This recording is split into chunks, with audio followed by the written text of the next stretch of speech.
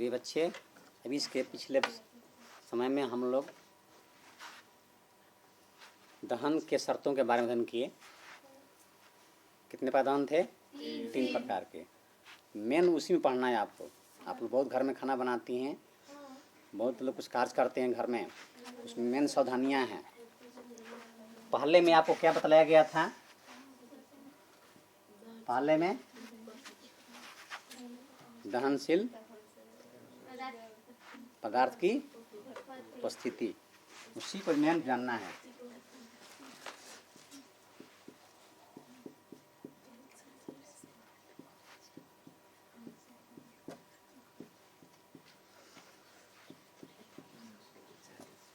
उपस्थिति में दहनशील पदार्थ की उपस्थिति में आपको जानना है यहाँ पर उपस्थिति कैसी होनी चाहिए। उसमें आपको बताया गया था, आप बहुत सारे चीज़ देखते हैं,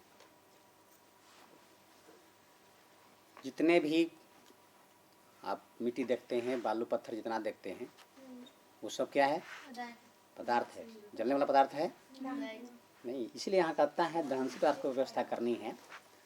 उसके अलावा कागज़ ले लीजिए, लकड़ी, कोयला लीजिए, पेट्रोल लीजिए, तेल, केरोसिन तेल लीजिए, ये सब क्या है? ये सब दहनशील पदार्थ है। इसलिए पहले कहता है दहनशील पदार्थ की उपस्थिति होना चाहिए। उसमें अगर आप दहनशील पदार्थ को, घर में रखे पदार्थों को पहचान लेंगे, आप बहुत सारे खतरे से बच सकते हैं। मान लीजिए कभी अचानक आपके घर में खाना बनाते समय कुछ कसमें आग लग जाती है, क्या करेंगे? पहले क्या करेंगे? पहले आपका काम है, पहले उसके जो दहनशील पदार्थ बगल बगल रखा है उसको पहले हटाना है। आपके लिए मेन चैप्टर है। घर में अगर कभी अचानक कुछ हो जाए, आग लग जाती है, तो पहले क्या करना है? जितने भी दहनशील पदार्थ वहाँ पर आपके घर में हैं, पहले उसके संपर्क को हटाइए। वहाँ से क्या करना? उसको हटाइए। अन्यथा अगर आप उसको नहीं हटाते हैं और दूसरा व्यवस्था डालते रहिएगा, वो पकड़ लेगा तो नहीं उठेगा। इसलिए पहले उसके क्या करना है? उसकी दूरी को हटा देना है। दूसरा, इसमें आपको दूसरा में बताया गया था, दूसरा में क्या बताया गया है?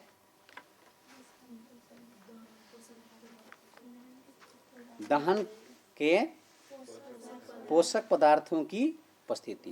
पोषक पदार्थ क्या है? मैं उसी बताने जा रहा हूँ।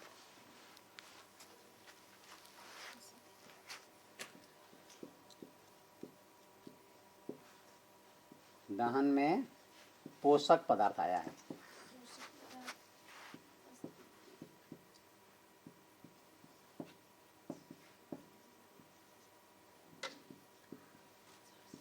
उपस्थिति, इसी को समझिएगा। ये सब आपके लिए 1 नंबर क्वेश्चन में है, टिक मार्क क्वेश्चन आता है, उसमें मिलेगा आपको। पदार्थ आपको 2 तरह के मिलेंगे, एक में पोषक होगा, एक में पोषक नहीं होगा। अभी शुरू में आपको बतलाया बालू, ईंटा, पत्थर जितना है उसमें पोषक नहीं है, दहन करने का पोषक उसमें पदार्थ नहीं है, वो अपोषक में आता है। पोषक तत्व में जैसा कि आप जानते हैं, दहन करने के लिए उसको ऑक्सीजन चाहिए। क्या चाहिए? या वायु चाहिए। आप इस क्रिया को घर में जा करेंगे, एक मोमबत्ती ले लेंगे, मोमबत्ती को जला करके रूम में रख दीजिएगा, बाहर चले जाइएगा, 1 घंटा के बाद देखिएगा कर क्या बुझा है या जल रहा है। आप बताइए, वो मोमबत्ती बुझ गई है या जलते दिखाई पड़ेगी? आपको जल्दी दिखाई पड़ेगी। परंतु उसी मोमबत्ती को एक शीशा का बर्तन ले लीजिएगा और उसके ऊपर ढक दीजिएगा। 2 मिनट के 5 मिनट के बाद आकर देखिएगा कितना क्या है उसकी स्थिति। शीशा का रखिएगा ताकि आपको दिखाई पड़े क्या हो रहा है। क्या हो? कारण क्या है? यही उसका पोषक पदार्थ है, याद रखिएगा। वही क्या है? पोषक पदार्थ। जब तक मोमबत्ती कमरे के अंदर में जल रही थी, उस समय उसको वायु मिल रहा था पर्याप्त मात्रा में, लेकिन जब ही वो शीशा के अंदर में गया, उसको बाहर से वायु का क्या हो गया, अवरुद्ध हो गया, इसलिए वो क्या करेगी वहाँ पर, उसमें उसका CO2 गैस बनेगा, उसको क्या कर देगा, वो बुझा देगा। इसका मतलब यहाँ पर आपको मालूम होगा पोषक तत्व क्या हुआ। पोषक तत्व में ऑक्सीजन आएगी और वायु, परंतु वहीं पर अगर CO2 गैस कर दिया जाए, मोमबत्ती के सामने या किसी आग को लेकर के ले जाइए और वहाँ पर CO2 गैस हो, उसके पास उसको ले जाइए, क्या होगा, बुझ जाएगा। ऑक्सीजन वहाँ गैस था, CO2 भी क्या है, गैस है। लेकिन यहाँ कहता है उस समय आपका ऑक्सीजन और वायु पोषक पदार्थ होगा, लेकिन वही CO2 क्या रहेगा, अपोषक पदार्थ होगा। इसलिए इसको सावधानी रखना है। तो अब वहाँ पर हम इस क्रिया को देखते हैं, कोई पोषक पदार्थ होगा तो वहाँ पर दहन क्रिया नहीं होगी। तीसरा में आपको क्या बताया गया था, तीसरा में ज्वलन ताप। ज्वलन ताप क्या है, क्वेश्चन 1 नंबर में पूछिएगा, ज्वलन ताप क्या है। टिक दिया रहेगा, मारने के लिए आप टिक लगा सकते हैं। कहता है जिस निम्न ताप पर कोई पदार्थ जलना शुरू कर देता है, वहाँ पर एकदम निम्न ताप पर जलना प्रारंभ हो जाता है, उस ताप को उस पदार्थ का ज्वलन ताप कहते हैं।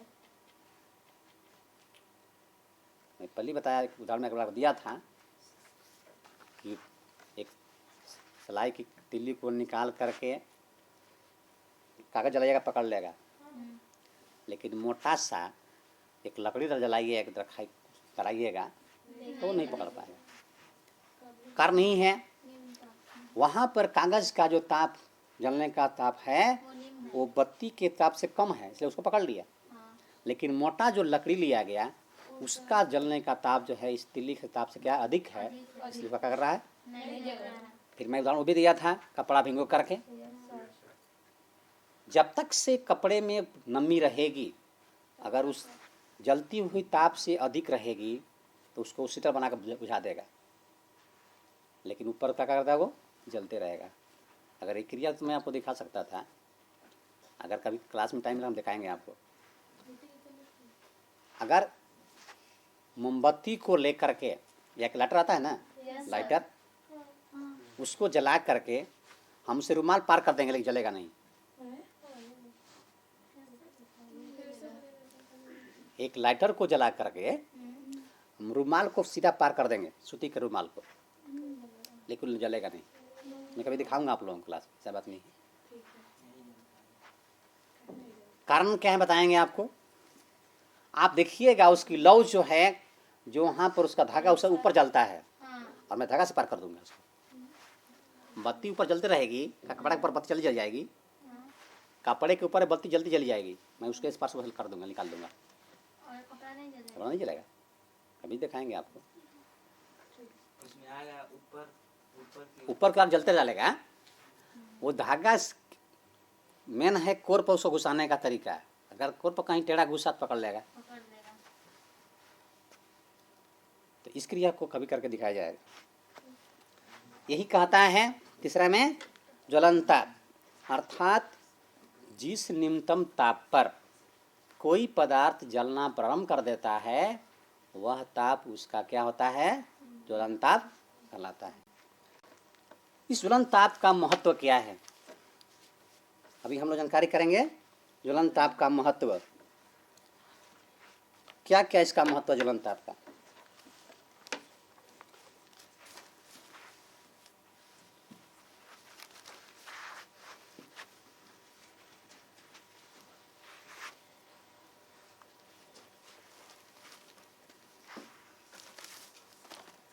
इसमें पहले बता, ज्वलन ताप का महत्व में आपको पहले सावधानियां करनी है कि उसमें जो है जलता हुआ काठी जो बताया गया, उसका महत्व जानकारी करना है कि वो जो ताप हम जो पदार्थ लेते जलाने के लेते हैं दहन करने के लिए, उसको पहले जानना है कि जिस वस्तु से हम जलाना शुरू करते हैं उन दोनों को तुलना करते हैं कि यह जलाने वाला पदार्थ जलने पदार्थ से उसका तापक्रम अधिक है या कम। केरोसिन तेल को जलाइएगा तुरंत सलाई मार तो जल जाएगा,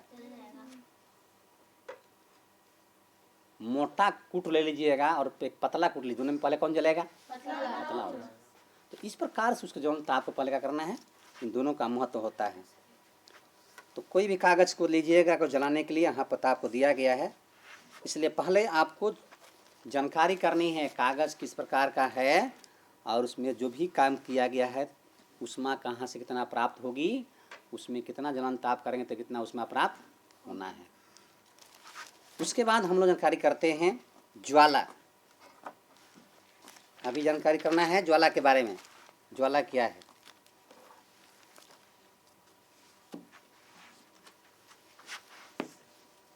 दहन में भी ज्वाला निकलता है, उस ज्वाला को देखेंगे।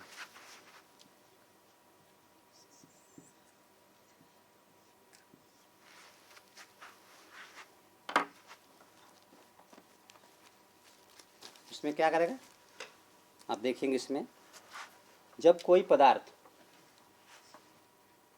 जलने के बाद अगर वो गैस के साथ जलता है, क्या करता है? जलता है। दहनशील पदार्थ जब गैस के साथ जलाया जाता है तो जलने के बाद देखिएगा उसमें ज्वाला उत्पन्न होगी, उसमें से आज जैसा निकलेगा। तो इस प्रकार से जो जलने का उसमें ज्वाला होगी या जलता है ना करके बाद, तो वही ज्वाला उसका है। तो उसमें देखिएगा कभी कभी होता क्या है, जब किसी वस्तु को गर्म करते हैं तो उसमें से उसका जो है वाष्प जो है बनना शुरू करता है। मैं पहले उसमें भी बताया था, भींगा लकड़ी को गर्म कीजिएगा, जलाइएगा तो उसमें से वाष्प निकलता है। तो इस प्रकार से, लेकिन वो उदाहरण अब तेल के को ले लीजिए, वो भी उसमें भी उष्मा निकलता है, वो भी द्रव रूप में आता है, उस वाष्प बनता है। अगर नहीं बनेगा तो जलेगा भी नहीं। मोम देखे हैं, गर्म जलाइएगा तो उसमें द्रव रूप में आएगा, वाष्प बनेगा। अगर नहीं जलेगा तो मोमबत्ती जले बोलेगा नहीं। वो जलने के बाद उसी वाष्प के साथ सहारे उसका जो ज्वलनशील पदार्थ है ऊपर चढ़ता है, तो वो जलना शुरू करता है।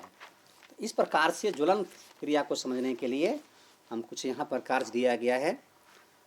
ज्वलन क्रिया को कब हो संभव है? जब ऑक्सीजन की आपूर्ति होगी। ऑक्सीजन की आपूर्ति समय में दो तरह क्रिया यहाँ पर होगी। अगर उसमें पूर्ण रूप से आपको पर्याप्त मात्रा में ऑक्सीजन दिया जाए तो जलेगा, लेकिन उसमें से प्रकाश कम होगा। पूरा अगर दहन में ऑक्सीजन की मात्रा पर्याप्त मात्रा में दी जाए तो उसका पूर्ण दहन होगा, दहन पूरा होगा, लेकिन उसका जो ज्वाला निकलेगा वो नीला रंग का होगा।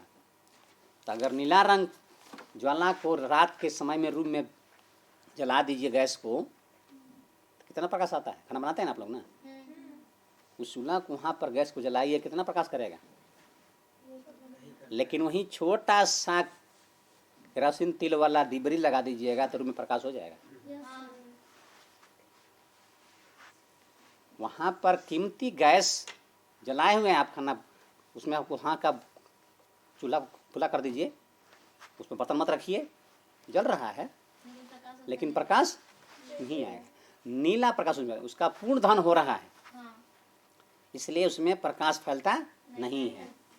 लेकिन दूसरी स्थिति में, पहला स्थिति में आप समझ गए, पूरा उसका जो ज्वलन ताप रहेगा, जब ही नीला हो जाता है तो पूरे रूम को प्रकाशित नहीं कर पाता है। उसमें ज्वलन ताप अधिक होगा, उसमें जलने की शक्ति होगी। लेकिन दूसरा उसमें कहता है, जैसे उदाहरण में यहाँ पर है, अगर लैंप को देखिए, लैंप को शीशा डाल दीजिएगा तो प्रकाश उसका बढ़ जाता है, फैल जाता है।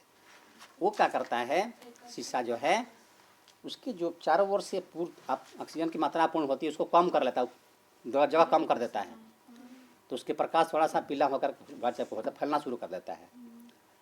लेकिन अगर पूरा दहन हो जाए तो उसका प्रकाश रंग चेंज हो जाता है, तो फैल कम पाता, प्रकाश कम दे पाता है, जो उसमें अधिक ज्वाला उत्पन्न होती है। जिसमें ज्वाला कम उत्पन्न होगा उसमें प्रकाश अधिक आएगा, यानी उसमें पूर्ण दहन नहीं होगा।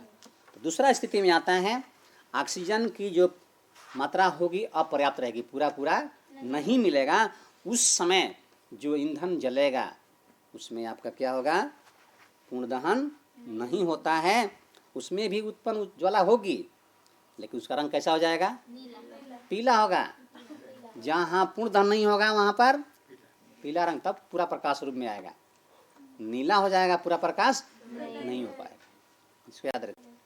इसलिए आप एक नंबर क्वेश्चन याद रखिएगा, कब क्या होगा।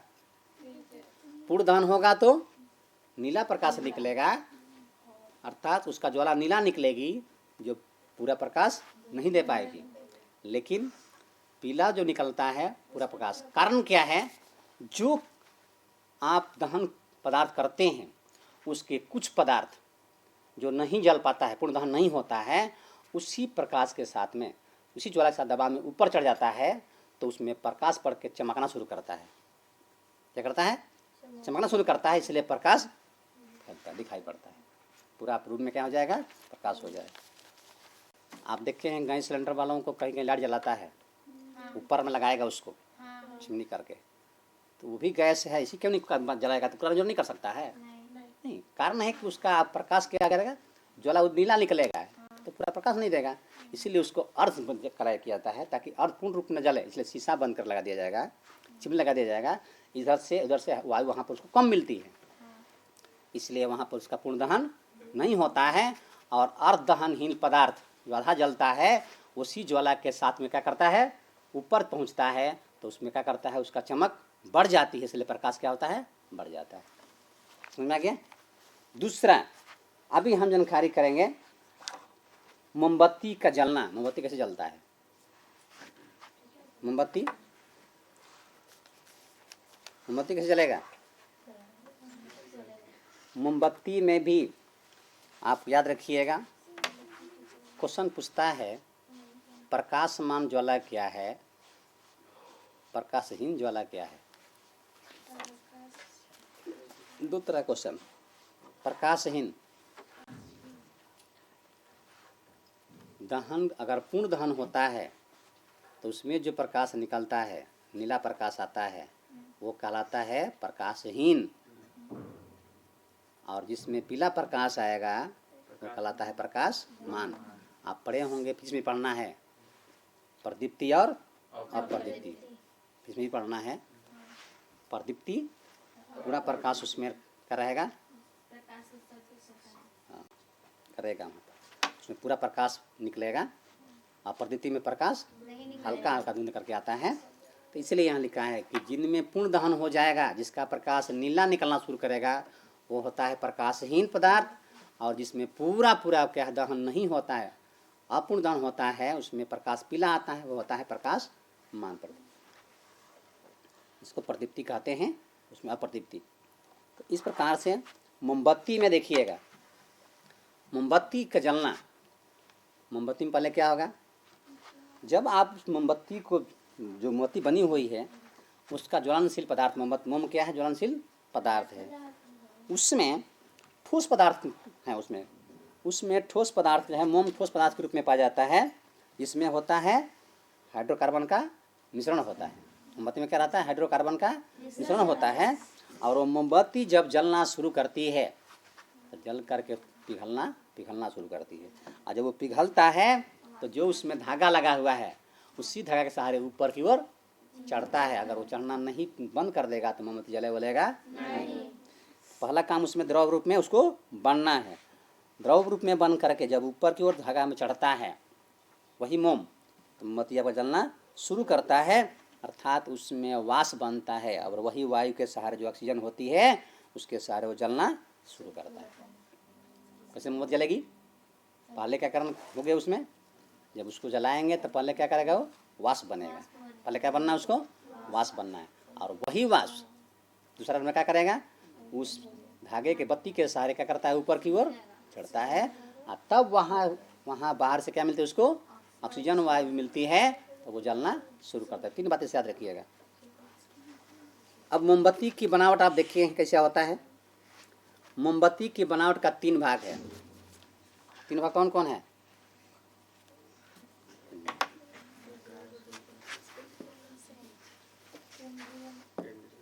हाँ,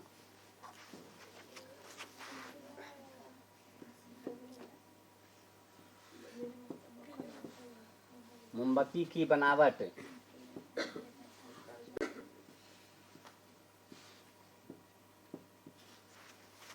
मोमबत्ती बनावट में 3 भाग है।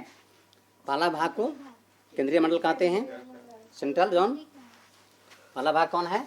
केंद्रीय मंडल।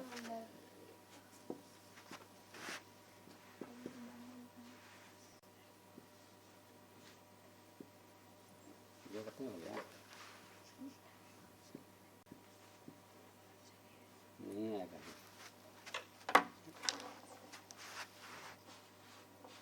ये तो क्या हाल है,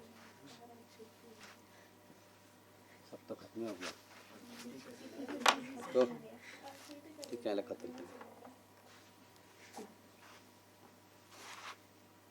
पानी डाल देगा। केंद्रीय मंडल। दूसरा इसमें होता है प्रकाश मंडल, प्रकाश मान मंडल।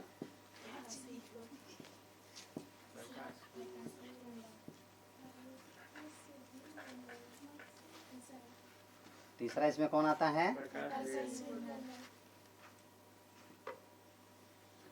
हाँ लिखे हम इसमें।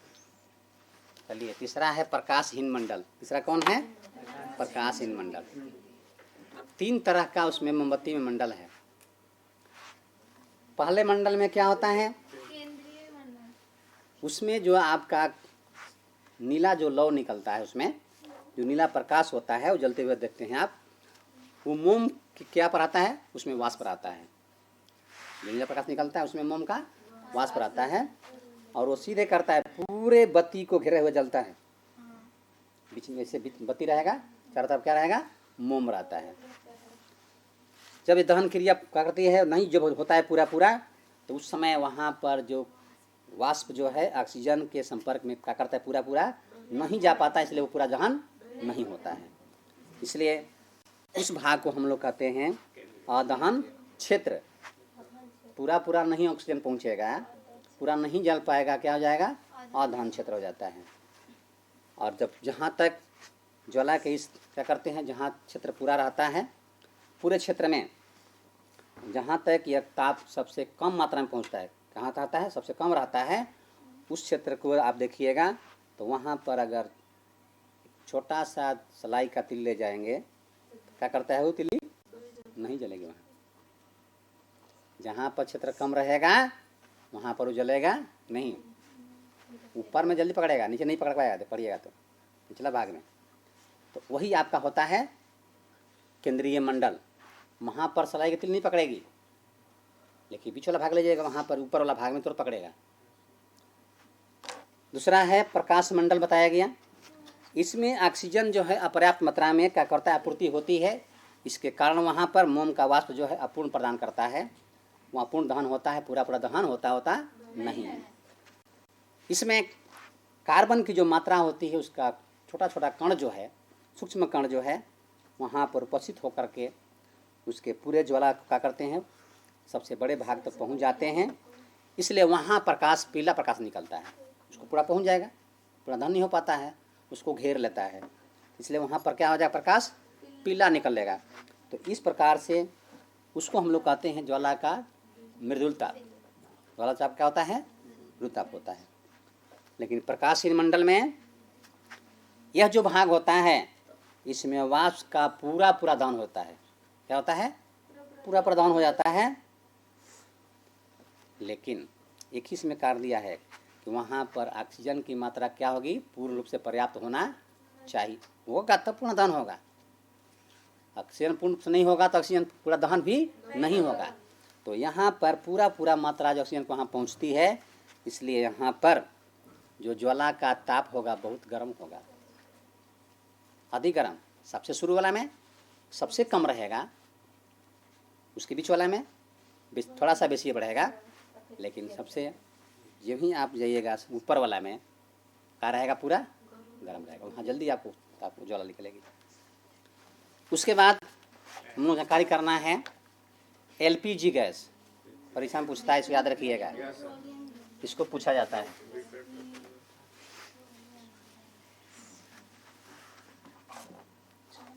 एलपीजी गैस द्रवीभूत पेट्रोलियम गैस। एलपीजी का फुल फॉर्म आपको एक नंबर क्वेश्चन में पूछता है, इसलिए आप उसको याद रखेंगे, लिक्विड पेट्रोलियम गैस। कैसे बनता है?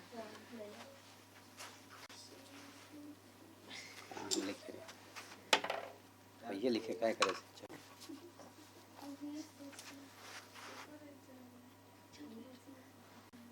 एलपीजी लिक्विड पेट्रोलियम गैस कैसे बनता है? लिक्विड पेट्रोलियम गैस जो है 3 गैसों का मिश्रण है। इसमें 3 कौन कौन है? ब्यूटेन, प्रोपेन और मेथेन। तीनों मिश्रण होकर के एक एलपीजी गैस बनाई जाती है। लेकिन इसमें मेन भूमिका किसका होता है? ब्यूटेन का होता है। ब्यूटेन के सूत्र से ही इसको लिखा जाता है। ये सारे मिल करके उसमें जो है क्रिया करते हैं। याद रखिएगा इसमें कौन कौन? ब्यूटेन, प्रोपेन, एथेन, 3 होता है इसमें, ब्यूटेन, प्रोपेन और एथेन। ये तीनों का मिश्रण बनाने के बाद तब बनता है आपका एलपीजी गैस। ये तो बहुत आसान हो गया है खाना बनाने के लिए, क्योंकि इसमें ब्यूटेन जो है, तीनों जो है अधिक तीव्रता के साथ जलता है और उसमें अधिक ऊष्मा प्रदान करती है और कम समय में आपका सारा चीज़ बन करके तैयार हो जाता है। ये तीनों गैस को जब आप आसानी से इसको क्या करते हैं, द्रव्य के रूप में पा जाता है, इसलिए इस द्रव को हम ही नामे दिया गया द्रवीभूत पेट्रोलियम। कैसे क्रिया करता है? इसमें यही ब्यूटेन C6 होता है, 4 होता है, C4 क्या लिखे H10 लेकर के इसको क्या करते हैं, जब हम ऑक्सीजन में क्या करते हैं, ऑक्सीजन की उपस्थिति में दहन करते हैं, तब यह जल करके CO2 देता है। क्या करता है? CO2 देगा। उसके बाद इसमें भी जल बनता है। क्या बनता है? जल बनता है। H2O बनेगा और फिर इसमें ऊष्मा को प्रदान करेगा। तो ये अब ऊष्मा बनना शुरू करता है। ये ऊष्मा के चलते आपका क्या होगा, खाना बनाने में सहायता मिलेगी। अभी यहाँ पर देखिएगा, संतुलित करना बताया गया आप लोगों को, संतुलित कर सकते हैं। इस प्रकार से द्रवीभूत पेट्रोलियम बनाने के लिए एक विधि है जिसका नाम है प्रभाजी। क्या नाम है? प्रभाजी विधि के माध्यम से हम एलपीजी गैस बना सकते हैं। किसको किसको मिला करके? ब्यूटेन, प्रोपेन और इथेन के द्वारा। इस प्रकार से हम जानकारी करते हैं एलपीजी गैस के बारे में। इसका व्यवहार आप जानते हैं खाना बनाने में होता है। लेकिन एक को याद रखिएगा, जी के क्वेश्चन में कभी सवाल उठेगा तो आपका एलपीजी गैस केवल ये तीनों मिलकर बनता है, उसमें गंध नहीं आएगी। उसको खतरनाक गैस होने के चलते इसका लीक कहाँ से हो रहा है जानने के लिए इसमें क्या किया जाता है, एक पदार्थ मिला जाता है, उसका नाम लिख लीजिएगा। हाँ, उसका नाम है, क्या नाम है? हाँ, उसी को याद रखिएगा। उसका सूत्र होता है C2H5SH। इसका नाम है एथिल, लिख लीजिएगा, नहीं चल रहा है, एथिल मार्केप्टन नाम है। क्या है? इसको क्यों मिलाते हैं, क्वेश्चन उठेगा, क्यों मिलाते हैं? अचानक जब हमारा सिलेंडर से गैस लीकेज करता है तो उसकी गंध जो है बहुत सूक्ष्म मात्रा में, पूरा नहीं मिलाना है, थोड़ा सा मिला जाता है। इसका एक तरह गंध वाला पदार्थ है, इसलिए इसको मिलाते हैं ताकि वो लीकेज जब होता है तो गंध बहुत जल्दी से क्या करता है, फैल जाता है। तो हम सोचते हो जाते हैं कि मेरा गैस क्या हो रहा है, लीकेज हो रहा है। इसलिए इसको पूछता है क्यों मिला जाता है, इसका सूत्र याद रखिएगा। इस प्रकार से आप सावधानियां बरत सकते हैं। इसलिए आप सावधानियां होने के लिए ही इसको मिलाया गया है। समझा गया? विशेष बात है। इस प्रकार से हम गैस के बारे में जानकारियाँ कर लेते हैं और ज्वलंत पदार्थ क्या है सब क्लियर हो जाती है। क्लियर हो गया? ठीक, विशेष बात है अगला समय।